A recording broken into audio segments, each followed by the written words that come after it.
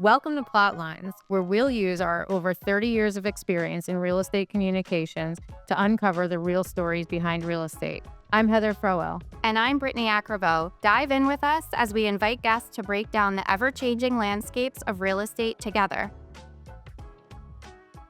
Welcome back to Plotlines, everyone. Today we're here with Amit, Egan, Datwani. Amit, thanks so much for joining us. You are the founder and chief consultant of the global consulting organization. We would love for you to tell us a little bit about yourself, your background, and your journey into this role, and kind of what you guys do. Thank you both for having me. It's great to connect with you. Global Consulting Organization, it's a project starting firm that's visioning, branding, and marketing the neighborhoods, communities, and cities of the future. And just like most journeys, to get here, it's been quite the roller coaster ride. Yeah. And even what we're going through right now is very much a roller coaster ride. I started my career in the fashion business, actually, Oh, wow. out of school. Yeah, I did a quick stint in real estate for about 6 months, then had an opportunity to start a women's casual sportswear company and also got involved in a men's casual sportswear company and did that for close to 10 years. And then when we had the great economic crisis in 2008 and 2009, had a little bit of a change and detour and another roller coaster ride that started. And that ended up with me getting into real estate. And I worked as a broker. I also worked in a family company to learn the ropes, learn a new industry, and of course, build up my network and pipeline as a broker to break into the new industry. Yeah. In 2014, I started the Global Consulting Organization, and I was working with high net worth individuals, families, as well as family offices. Okay. And I've been doing that now for about 10 years. And then over the past 5 years after the pandemic, pivoted slightly. And now instead of doing primarily brokerage work, we work as consultants to developers, investment funds, and family offices. Okay.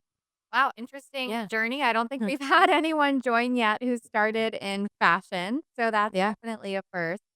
But wonderful. We're so glad to have you. As you know, the whole premise around plot lines is talking about headlines in the real estate space and giving our guests the opportunity to weigh in on them. So we know that you do a lot of work in the office space, and there's no shortage of headlines in the office sector. Things like Newsday recently saying employers say, get back to the office, then please go. Bosses are calling workers back to the office. That's good news for landlords. So that's a more positive headline. But we want to get your take on it. What is your viewpoint on the narratives that exist in the office market? And what are you seeing out there? I look at this from a perspective that may be a little bit out of left field. If I'm doing my job right, usually when I provide my guidance to clients, they look at me like I have 10 heads. And when I get that look, I know I'm on the right path. So I'll give you the 30,000 foot view on how I've taken all this. Perfect. What I saw in the pandemic was that it was a great opportunity for us as humans to shift our consciousness. Mm. And when I say that, what I mean is that our understanding about the importance of the office has completely changed because we as humans have changed. Yeah. That change was drastic and it's been ongoing and continually evolving. Right. And what's happened is human consciousness has expanded and we have greater awareness, but the built environment has not. Yeah. And because of that, we're now in this situation where we have a built environment that's primarily made up. If you look at the downtown cities, at least in the tier one cities, for the most part, they're made up of about 60 to 70% office space. Yeah. That's too much. Yeah. Yeah. What Turns you're out. seeing in these headlines is that great indication that we have too much office space Mhm. in our downtowns, Yeah. and this has to change. So I don't look at it as an a crisis as of yet. I think it could become a potential crisis if we don't take this and use it as a great opportunity to completely transform the built environment. Sure. Okay. And that's the opportunity that I feel we're presented with at this present moment. Okay. So okay, it's not a crisis yet. And you're sort of living in a world where um you get to imagine that city of the future, the buildings of the future. How do we overcome that potential crisis? Like what are those solutions that maybe people aren't thinking about or seeing right now? I think it's multi-pronged, and it's an extremely challenging situation because we're in an industry, commercial real estate, Mhm. where the C word, change, as not welcome, is definitely not welcome. It's slow adoption. It's extremely. That's a nice politically savvy way of saying it. Yeah. And we, at this point in commercial real estate, have no choice. And sometimes that's the greatest way to change, when you have no choice. And unfortunately, we're in a situation right now where we have a lot of our office buildings. I do a lot of work in New York City, so I'm going to focus on New York City for Okay. today's conversation. We have a situation in New York City where we even see some of our clients that are families that have held some of their properties for decades, if not a Yeah. couple generations, Mhm. selling their properties, which is unheard of with some of Yeah. these families. Mhm. Some of these families have held these properties through 3 generations, and they've gotten to a point where they've purchased these properties for an extremely low number, in some cases, $40, $50 a foot, Yeah. which in New York City is unheard of. Right.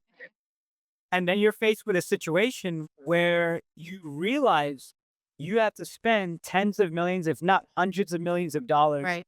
to make this a financially viable asset in your portfolio. Yeah. And in some cases, it's better to just give the keys back to a bank if you have a loan on it, Yeah.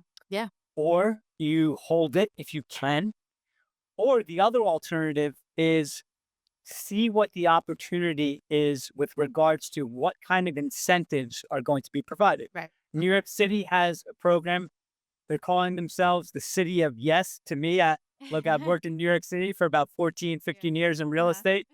It doesn't really seem to be a city of yes to me. I would agree with that. Could be wrong, but I would like to be wrong. Right. I would like to see the city become a city of yes, because they're saying if we do become the city of yes, we do provide tax incentives in Midtown South between 23rd to 41st Street, between 5th to 8th Avenue.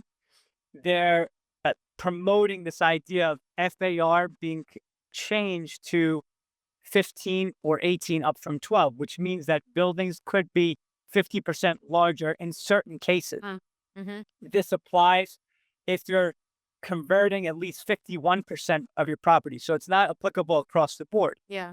But it looks as if New York City is trying to promote this idea. And Mayor Adams has said that their goal is to allow conversion of up to 100,000 units in the next 15 years, which is drastically needed. Yeah. We have a housing shortage in New Right. York City. I laugh when I say this word with regards to New York City, but the term quote unquote affordable, Fine. Yeah. they say they want to potentially make 20 to 30% of the 100,000 units quote unquote affordable. Mm. Like I said, I laugh at that term because affordability in New York City is relative. Right. So we'll have to see how this all Sure. plays out. Yeah. So there's a tremendous opportunity. However, we need incentives. We need possibly tax increment financing, which we're seeing in Chicago. Yeah. We'll need greater FAR, which Mayor Adams has proposed the Midtown South area may adopt. We potentially need just straight up money, like the city of Calgary was given $75 Canadian dollars per square foot to promote the idea of conversion. If we can somehow get New York City to provide that, that helps. And then the last part is, which is the trickiest, is will there be new owners that come in that are able to purchase at a basis, which means Right. can they buy this low enough Mm. so that spending Really $100 million plus to do these extremely difficult projects Mm-hmm. actually makes sense. Yep. So there's a lot of headlines saying this is what we need done, but I can tell you it's very challenging. You definitely need to have vision, and most importantly, you need a lot of capital. Yeah. Yeah. Okay. Well, you sort of addressed our question then about sort of cities or regions seeing potential and sort of the factors, like tax incentives and other things Yeah. that create those opportunities. So let's dive more into this concept of the built environment that you mentioned. Define that for us and sort of talk about, how that's going to contribute towards this sort of transformation in the office market. When I look at what the built environment is, to put it very simply, Mhm. is it's our surroundings.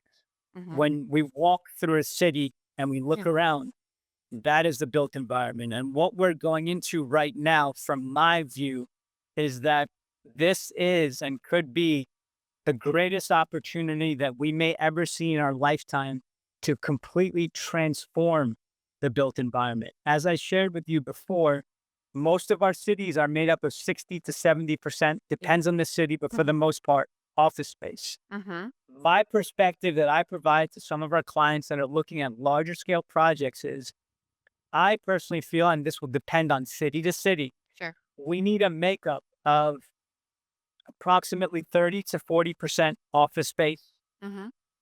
30% residential. And when I Yeah. say residential and office, we may even have an overlap between the two. So it could be 30% office, 30% resi, and then 10% being a hybrid where we have buildings that have integration Okay. Mhm. of residential and Yeah. commercial. Makes sense. And then the rest of it being play. So have you heard of the term live, work, play? Yeah. Yeah. Sure. Of course. Sure. Mhm. So what I like to say is our cities are moving in the direction of live, work, stay, and play. The stay incorporates the idea of a hotel.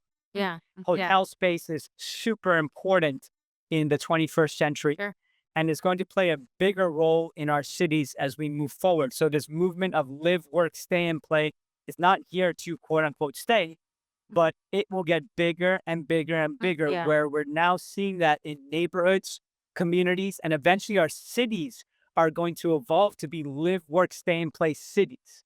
So from the context of looking at the built environment, if we're able to successfully take some of the office space, and look, we've got close to 1 billion square feet of office space vacant in this country. Out of Yeah. 5 billion square feet that we have in this country, close to 1 billion is Wow.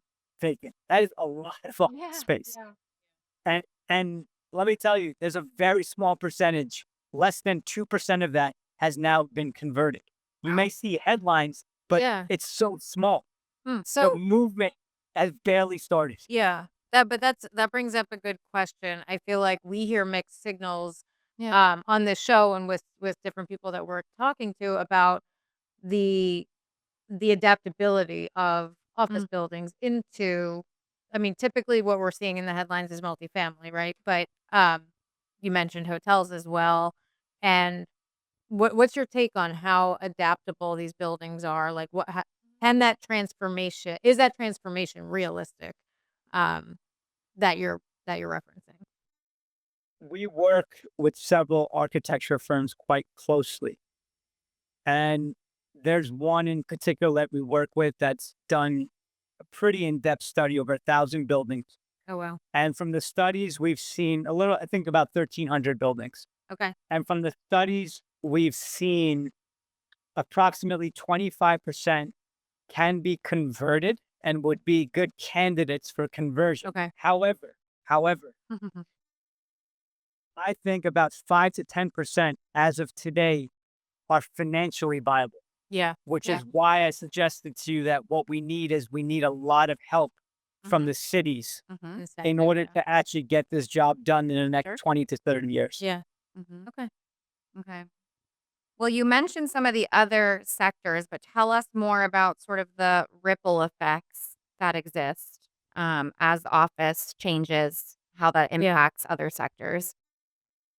I look at this again, this may be a little out of left field, but I look at this as an opportunity for us real estate professionals to facilitate the possibility of achieving happiness in this lifetime. And again, I know it's a little bit out of left field, but hear me out. Yeah. In We're with you. in in the pursuit of our daily lives, through our work, through our interactions with family, through interactions with colleagues, through our acquisition of material items, Yeah. through day-to-day interactions with the built environment, what are we truly after? Mm, I feel that we're always working towards this idea of, if I get this, I will be happy. mm, mm. And all of us humans are going down that road. Some may call it a rabbit hole. Some may call it the never ending journey. I believe that us as real estate professionals have the opportunity now to help facilitate that process for humans. And when I speak with clients, what I offer them is some of the perspectives as follows. If we're able to keep the following concepts in mind: home, convenience, Mhm, comfort, experience, and well being. mhm.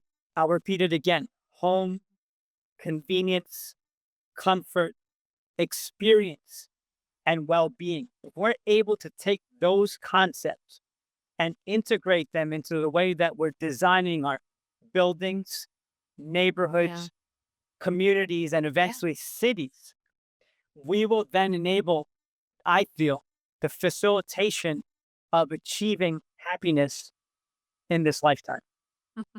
Okay. So given that, like, w- what's the how my question is twofold. How do you get from here to there? And then what is that like utopian setup of a downtown? Because a lot of people might listen to this and say, like, I am after happiness. That sounds great.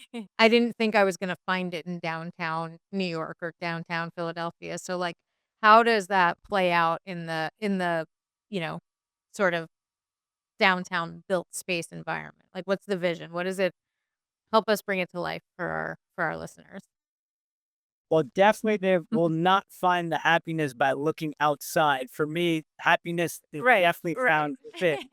However, I know what you're asking, Yeah. and what I feel in us potentially facilitating that process that I mentioned, Yeah. we will make life more enjoyable, more convenient, Yeah. more joyful for humans if we design our cities taking this context into mind. And one of the ideas that we're proposing to the industry is the adoption of a concept that we call central living districts, Okay. rather than Okay. central Central business Business, districts, yeah. right? Which have been designed around the concepts of Yeah. money, business, and work, Right. right? And we all know that relying upon money, business, and work to achieve happiness is a very difficult process. Mhm. Why Right. can't we design our cities around home, comfort, and well being? And if we take Yeah. those three major components into consideration, Yeah. we will go very, very far, I feel, in achieving that Yeah. goal. And those central living districts are very much, if I defer to you. Do I have time to talk a little bit about the central living districts? Sure. Yeah. Go for it. Yeah. Okay. The central living districts are, and this is a very, very deep topic. I've done a lot of speaking on this, so I'm going to give you a quick 1 minute overview on it. As I was saying, it's designed around the concepts of home, comfort, and well being. Ideally, I see this as a breakdown in the built environment of 30% residential, 30% commercial office, 10% hybrid, and then 30% play.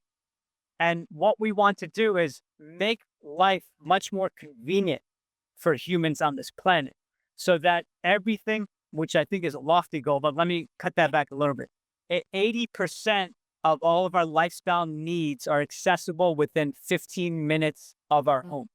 There's the concept of the 15-minute city. Have you heard of that? Yeah.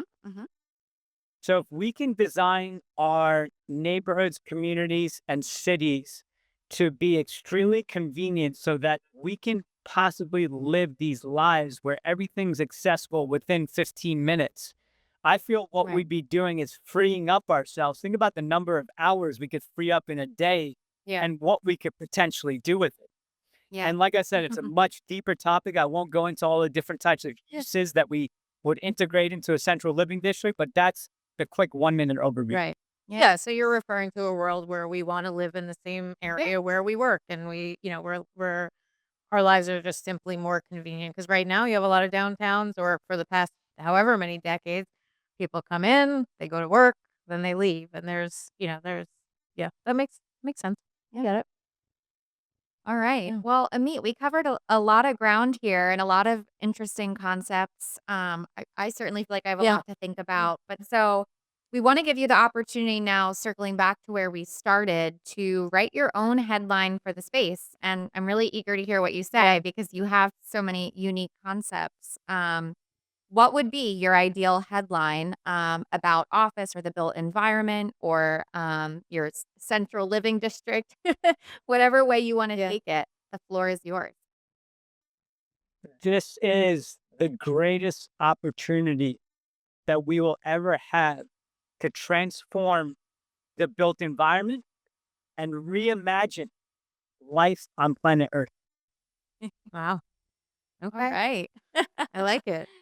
I guess, is there anything that you think we didn't touch on? I feel like this conversation was bigger than I expected it to be. Yeah. So thank you for that.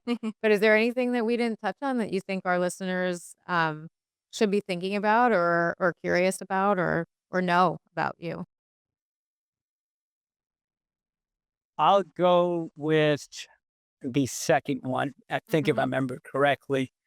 And I would encourage your listeners, if what I'm saying with them resonates in 2025, to really start spending time thinking about areas of your life that you want to eliminate. And don't just think, but actually do. Take action to eliminate what you do not want to spend time on anymore. And that does include people, Yeah. unfortunately. Yeah. And see what happens on the other side of it. I've done this exercise many times in my life, and the clarity and the lightness in my energy field that I experience is mind-blowing. I love that. Great advice. All right. Well, Amit, thanks so much for joining us today. We appreciate it. Thank you. Yeah. Thank you. It was enjoyable. Thanks for offering this opportunity. It was great to connect with you both. Yeah, likewise. This podcast is a production of Gregory FCA. If you enjoyed our discussion, please subscribe wherever you listen to podcasts